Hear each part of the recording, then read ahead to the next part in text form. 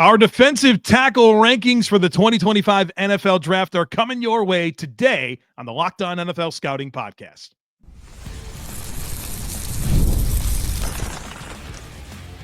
You are Locked On NFL Scouting with the Draft Dudes, your daily podcast for NFL and college football scouting.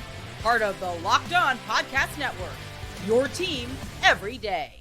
What's better than this? It's guys being dudes here on the Locked On NFL Scouting Podcast. We're the Draft Dudes. I'm Joe Marino from Locked On Bills. He's Kyle Crabbs from Locked On Dolphins, and we are your NFL experts here with you daily to talk team building across the league on the Locked On NFL Scouting Podcast with the Draft Dudes, part of the Locked On Podcast Network, your team every day. Want to issue a big thank you, shout out, and welcome to our everydayers. Those of you who never miss a single episode, we appreciate y'all being here very, very much. Today's episode is brought to you by Game Time. Download the Game Time app, create an account, and use code LOCKEDONNFL for $20 off your first purchase. Joe, happy opening day to you. There it is.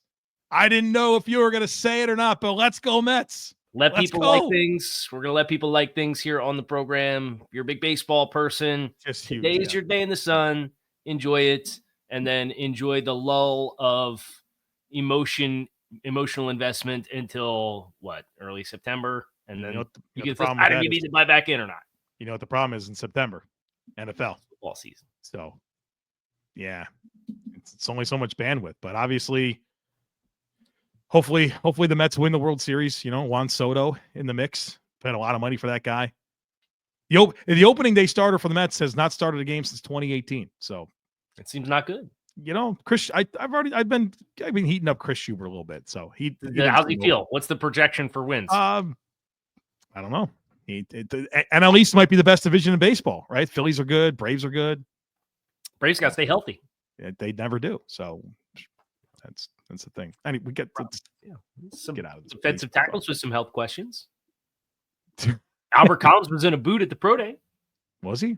Lower Tyleik Williams stumbled on his 40. Tyleik Williams went down with a cramp. Everybody held their breath for 10 minutes, thinking he blew his leg out running a 40. Yeah, he was about it on social media after the fact. I was scrubbing that video. I'm like, "Where's the mechanism of injury here?" You know, it's like I don't see anything. Cramp, then the leg didn't pick up as far as it needed to, and down he went. Kyle, I've seen it happen. You know, it's like Joe Marino running up an escalator in Mobile, Alabama. You know, or a 40 in 40. Nashville. Yeah, it locks up on you a little bit. Happens to the best of us, you know. So Tyleik Williams, Joe Marino, the handshake or the Spider-Man pointing emoji. I've never felt more in common with somebody than Tyleik Williams. So that's a good comparison. So let me ask you this: are we going to talk about him in segment 1 or segment 2 for you? 2. Spoiler. Okay. Yeah. There you go. So we're looking at defensive tackles for the 2025 NFL Draft. How we stack them, how we like them. We are looking at top 12s apiece. I have every single player I'm going to talk about has a third round grade or better. It's a pretty solid defensive tackle class this year. Same. And then I have 3 honorable mentions that are fourth round grades as well. All right. So, with that in mind, would you like me to go first today, since we did you going first on revealing lists on corners on Tuesday? Let's do it. Drum roll. So my top 6 defensive tackles for the 2025 NFL Draft. I have 2 first-round grades, lock, stock, and barrel, no questions asked. And they both played at Michigan. They were both in Ann Arbor last year. It's Mason Graham, my 8th overall player, Kenneth Grant, my 11th overall player. They're separated by half a point, but they're both over the first-round threshold. I have 1 defensive tackle with a late 1, early 2 grade. So my third-ranked defensive tackle, that's Derek Harmon from University of Oregon. He is my 29th ranked overall player. And then I have the next 3 are all firm second-round grades. Walter Nolen, Ole Miss, Alfred Collins, Texas, and Tyleik Williams, Ohio State. All right. Some overlap, some differences. I have 2 true first-round grades. I have 3 1-2s, and then I have 3 2s. My number 1 defensive tackle for 2025 is Desmond Watson out of Florida. Well done. Kidding. Check him out. Number 20. Who doesn't like a 464-pound nose tackle? You can't miss him. You can't miss him. Pop on the tape, 21. You know, I would have guessed he's 6'2". Like you said that in the pre-show. Like I bet he's shorter than 6'5". But what is his? Is 6'5" 4? 6'6", 464 is the official pro day weigh-ins for healthy young man. Be 100. He could lose 100 pounds and still be huge. Okay, so my real number one is Mason Graham. My number two is Kenneth Grant. Very close grades. Very close. Yep. Number three for me, this is a 1-2. I have Derek Harmon out of Oregon. I also have a 1-2 on Mr. Darius Alexander out of Toledo. Okay. I have a 1-2 on Mr. Walter Nolen out of Ole Miss. Because I need one more. One more here. Yeah, you do have one more, and this is what's challenging because all three of these next players are very similar. They're also very different. But I will say, in a vacuum, my favorite of them is TJ Sanders out of South Carolina at number 6. Okay. A firm 2. Okay. So we're chalk 1 through 3. Yep. Want to give that just a little broad brush paint stroke here, and because we actually have done in specific episodes on each one of those players. Yeah. Go ahead. So for me, Mason Graham, surprising amount of discourse with Mason Graham, it feels like. The 23 tape is really where his best stuff lies. Sounds like he played around 310. I think he can be a big-time volume snap taker. Now, he's not – I don't think he's the athlete that the Walter Nolens and even probably the Derek Harmons of the world are. Like, I don't think he's that kind of athlete. Right. But he's nimble. He's compact. He's not long, but he also has, I think, good point of attack skills. And I think he's budding as a pass rusher as well, where I think there's a lot of room for growth for him technically. And I don't have a lot of questions about him playing high volume snaps. Right. So it's kind of where I sit with Mason Graham. Kenneth Grant has a higher ceiling than Mason Graham. I think Kenneth Grant is probably, and he's much more prototypical as far as the length. I think they're probably comparable run defenders right now. I think Mason Graham's a better pass rusher right now, has a little bit more alignment versatility, and Kenneth Grant has the ability to make that leap. And then Derek Harmon, I think, just has a little bit more variance in what I think he becomes, and that's why he's a little bit lower for me than those top two guys. Yeah, I think there's a difference with Harmon. Is a good prospect, but not quite the top two. I don't have anything to add on Mason Graham. I do obviously listed at 320, weighs in at the combine at 296. Was back up over 300 at the pro day. I think he was back up at 306 or something like that. What's just what do you play at, dude? Just be your weight. Just be your weight. It's goofy.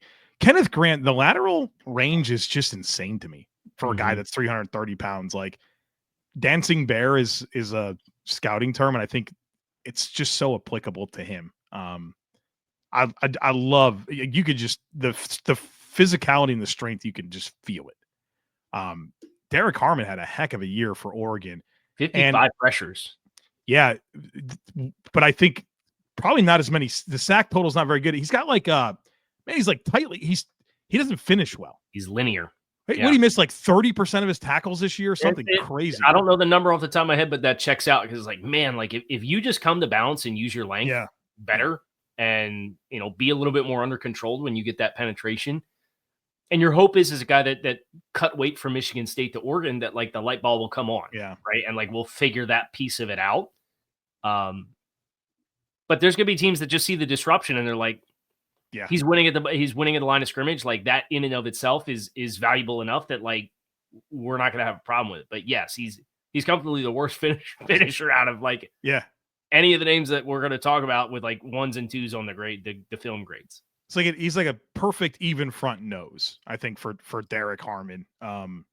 Just like he's like, maybe it's just he's a little bit lighter than usual, so he's carrying less weight and he's flying around a little bit more than he's used to, and he has to adjust to it, or like there's some tightness there that makes it difficult for him to like really dart laterally and make plays. But his ability to play with extension and win with hands is really good, and he's a heck of an athlete. Yeah.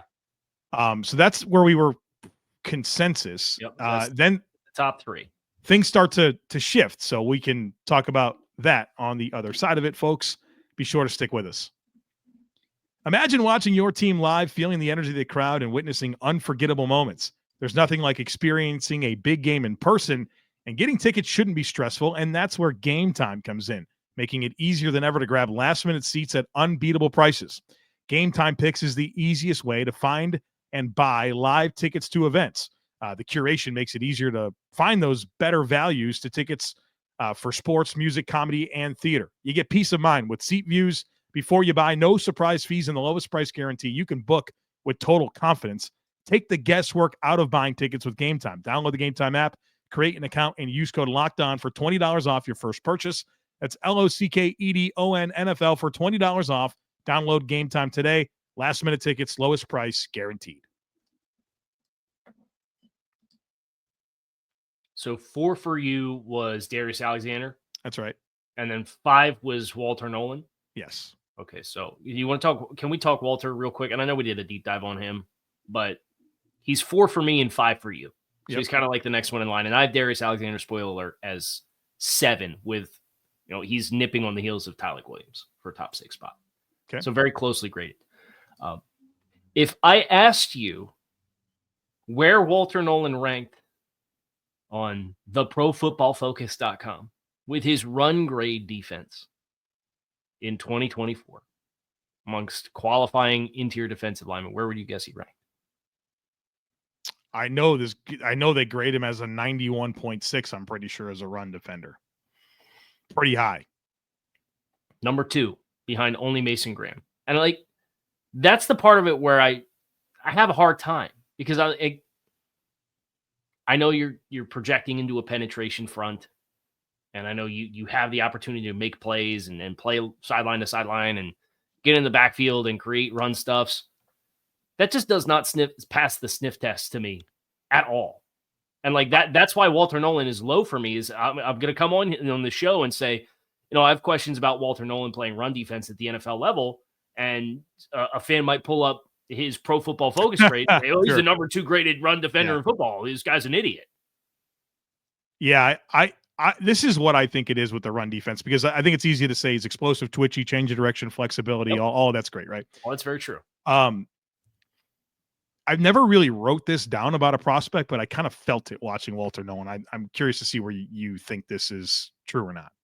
I feel like Walter Nolen's, his general approach to playing the game is an eagerness to penetrate and beat blocks, and less about just playing the down.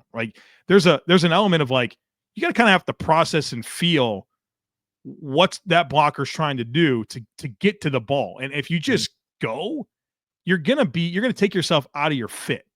Yeah. And so that's kind of what I felt like it was. It wasn't necessarily that I didn't think he had the functional strength or mass to hold up. It was you got to play the down more than just get up the field. And I think it's probably a processing thing where it's and some of that's Ole Miss with that defensive front too. They had all those dogs, and they just kind of let them off the leash, and they're go create a bunch of chaos, right? All of them are getting drafted, Pegues, Nolen, Ivy, Princely. Those are all NFL players, right? Yeah. It's crazy. So that's what I saw with the run. One of the most physically talented defensive fronts in all of football. Yeah. So I think that's totally fair, and I don't want to give it the same lens as do you remember the Aaron Donald run defense Twitter discourse a few years ago? I'm not calling it that, right? Yeah, but I think that's where PFF really they love just disruption, right? Right, just beat the block in front of you, and that's all they keep. The play gets off the original track, or you have defeated your individual block, so you want it down. But you didn't, because you ran yourself out of your fit. It's right. So I'm glad that we're kind of on the same page there. Yeah. But a very athletic player that as a 3 technique, I think it really changed the flavor of your defensive front, especially if you have talented pieces around him like what he had at Ole Miss. Yeah. And I like him. He's my 4th rated defensive tackle, but I have no questions about the ability on passing downs to just utilize that burst and explosiveness. Mm-hmm. It's the consistency and playing potentially within the framework of not every system out there is just going to let you shoot gaps like Missouri did with all their defensive ends when they played that wide 9 scheme, when Charles Harris and Coney Ely and all those guys are coming out and they're all getting drafted super high because the sack production is really, really good. But it's like, yeah, but you can't play that way at the NFL level. The Rams don't need Walter Nolen, but I think that would be the NFL defense that would immediately be able to like let him do that. Right. So I don't think he's going to go to the Rams. So otherwise, he's going to have to learn how to play the down a little bit more. Right. Okay. So we're on the same page with Walter Nolen then. You want to talk Darius Alexander? Yeah. Conveniently enough, PFF's third-ranked run defender for defensive tackles. You know, man, I really love Darius Alexander. The one thing I don't love about him is that he's going to turn 25 in August, right? Yeah. So what's crazy about that, there's like these age conversations. The practical application of that is this guy's going to be 29 when his rookie contract. Like, we're losing a contract here because he's right old versus some of these other guys. Yeah, it's just it's not the same. I love the functional strength with Darius Alexander. Like, I think there's such an obvious core strength, power in his lowers, to bull rush, to reset, to play through contact. I think he does maximize those 34-inch arms. I think there's versatility, hand powers there. Like, I think there's a legit pass rush skill here. With Darius, it's just like, be quicker off the ball. And it's not because I don't think he can move fast, like a snap anticipation, snap timing thing that is not there. Like, I do think he's got to play with better leverage, which I felt like I wrote about almost every defensive tackle. These guys are peaking, man. These guys are peaking and they're getting tall. So get that cleaned up. And then, of course, the 25 before he plays a game in the NFL is not great. But do you feel like this is a position group where maybe that gets mitigated a little bit? The age? Yeah. Versus like corners. Like Jahdae Barron's going to be 24 in December this year. Now you're talking about potentially a corner who by end of rookie contract is going to age 29 season. And that's like the cliff at corner. Yeah, I don't necessarily know that that's the same for defensive tackle, but it's still, like you said, it's a whole second contract worth of. Sure. And I think the physical maturity probably helps them a little bit to go into the league. You know, like Darius should be pretty good to go with the best version of him physically in terms of strength and mass and what he wants to be in terms of body type. Yeah, I had pad level, hand leverage can both deteriorate throughout the course of rep, costing him control the point. Can be irregular with his timing at the snap.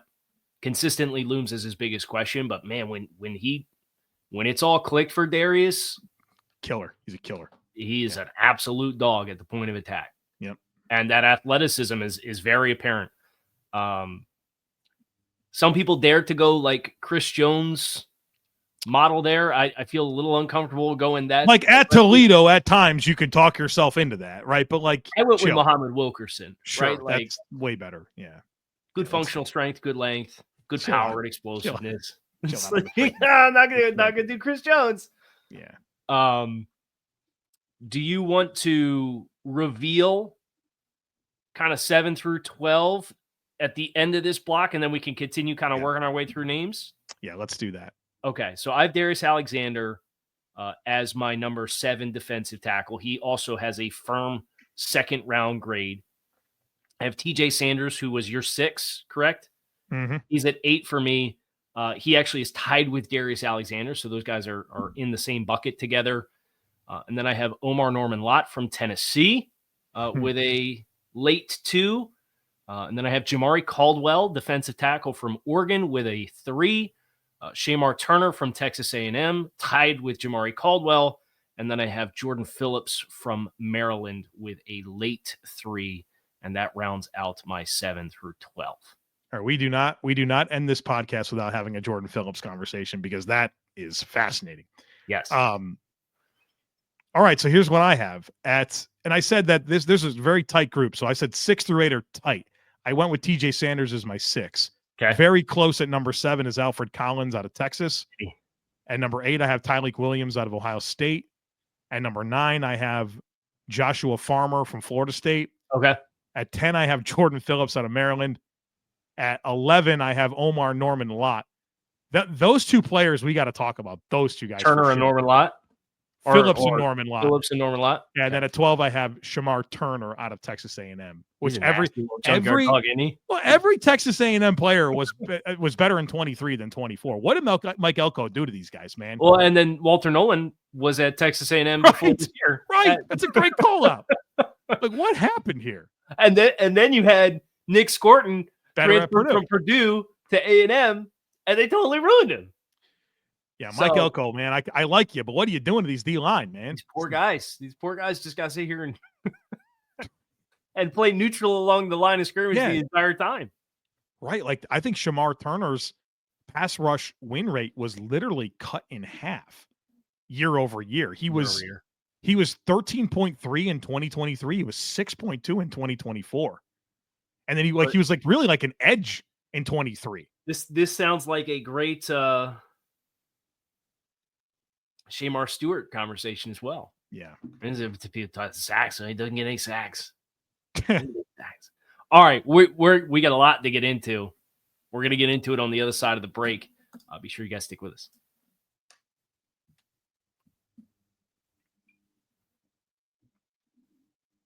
No love for 4.6 40-yard dash Deion Walker, huh? Oh, he's a liar.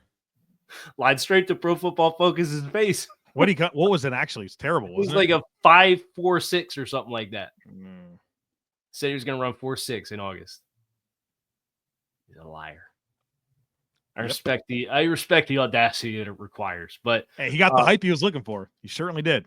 You want to talk about a closely knit collection of players, right? You can go up to Walter Nolen for me, and I have him as a 79 out of 100 on a 100-point scale. And you can go from Walter Nolen at IDL 4 and go all the way down to Shamar Turner at IDL 11 for me. So IDL 4 through 11 is separated by 3 points on a 100-point scale. Yeah, it's tight.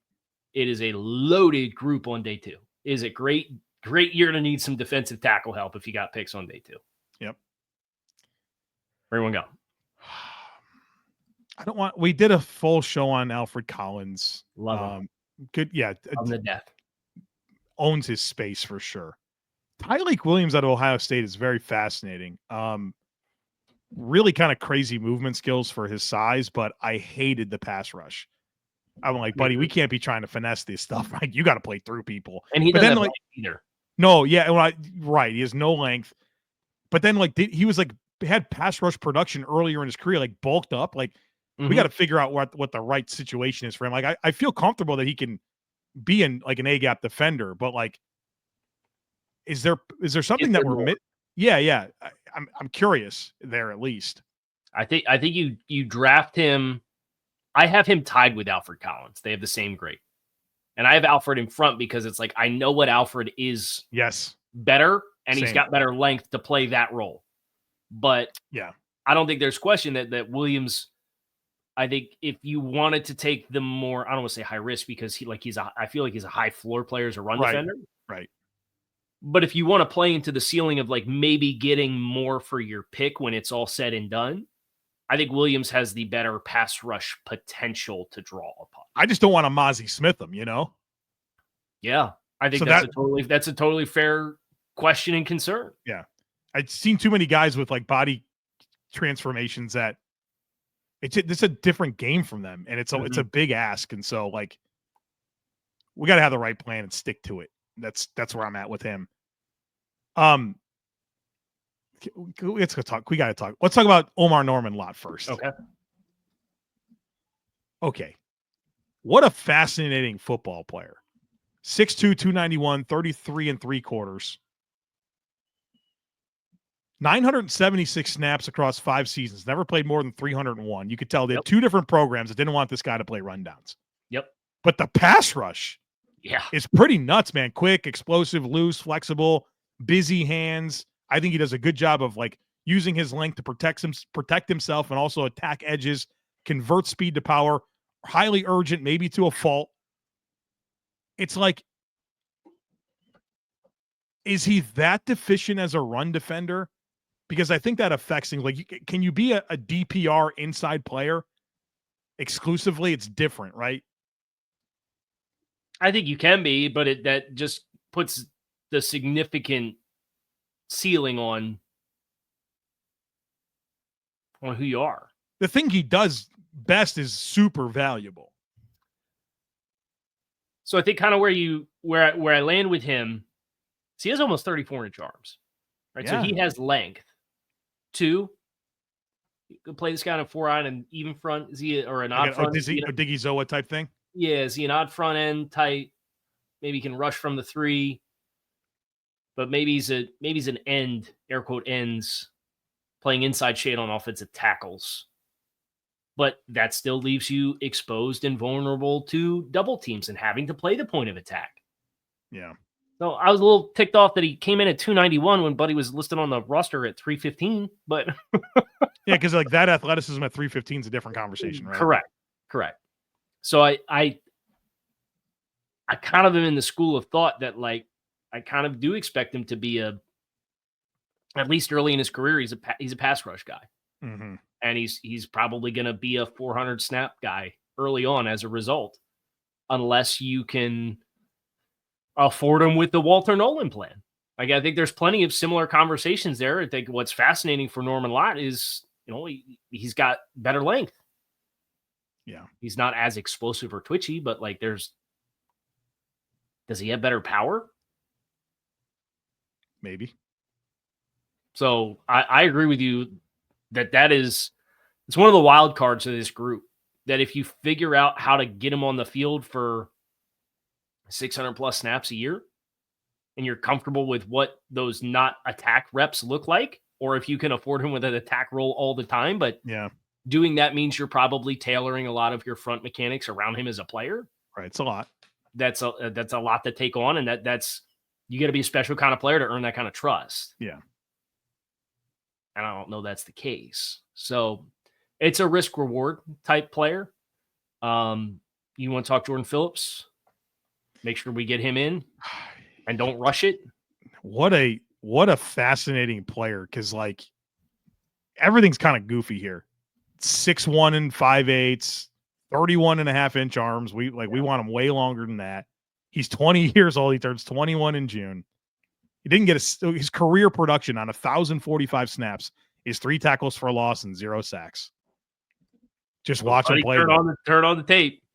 Leverage and power at the point of attack. Like this guy's, he was a competitive weightlifter in high school. These numbers are crazy. 665-pound squat, 365-pound overhead press for 2 reps, and a 365-pound power clean. He's a wrestler too. Yes. That shows up in how he plays. He can like simply overpower, reset the knockback power that he has. And boy, if he leverages you and he has an inch, you are going to get flat backed. Yep. By this dude. Like his hands are busy. There's an explosive element to him as well that I think you don't really expect. Like he's got some get off. The problem is he's just raw. Tardy processor, technique and timing is all over the place. He doesn't have length. He's been way more disruptive than productive. But boy, I want a piece of this guy for sure. Give a comp. Did you see mine? No, I have no idea who it is. Aleem McNeil. Sure. Yeah, and he kind of same like Aleem was like the same squatty build with like Aleem not much length. Under 6'2", 317. Yeah. Had 32s for arms, so not super long. That's good. It's all got to click into place, but like, he's at the Shrine. There's not a bad pound of weight on this guy either. Oh, I bet it. I bet he is a mini. He's built like a mini fridge. One of the worst 3 cones I've ever seen. 819. Maybe he didn't know how to do it. I mean, I might be able to do an 819 right now, like just off, like on the carpet right here. So, but 31 vert, it's pretty good for 312 pounds. Linear explosiveness. Yeah, linearly explosive. But it's like, can we just teach this guy up? Like I would want to try. I'd want, like, this is a player. It's like, I kind of feel like I'd want to get him. The downside for you is you have 2 picks in the late second round, but you don't have anything in the third round. That might be the best place to get him. This guy get to 109? No, I don't think so. Unless the depth of the class really helps you out. So that's an identity crisis that you're going to have to tackle. But, Joe, that's going to do it for us here today on Locked On NFL Scouting. We got more NFL draft prospect talk coming your way the rest of the week and all of next week and all of April. So you have that to look forward to. Kyle Crabbs, Joe Marino. Keep it locked in right here on Locked On NFL Scouting. We're out of here.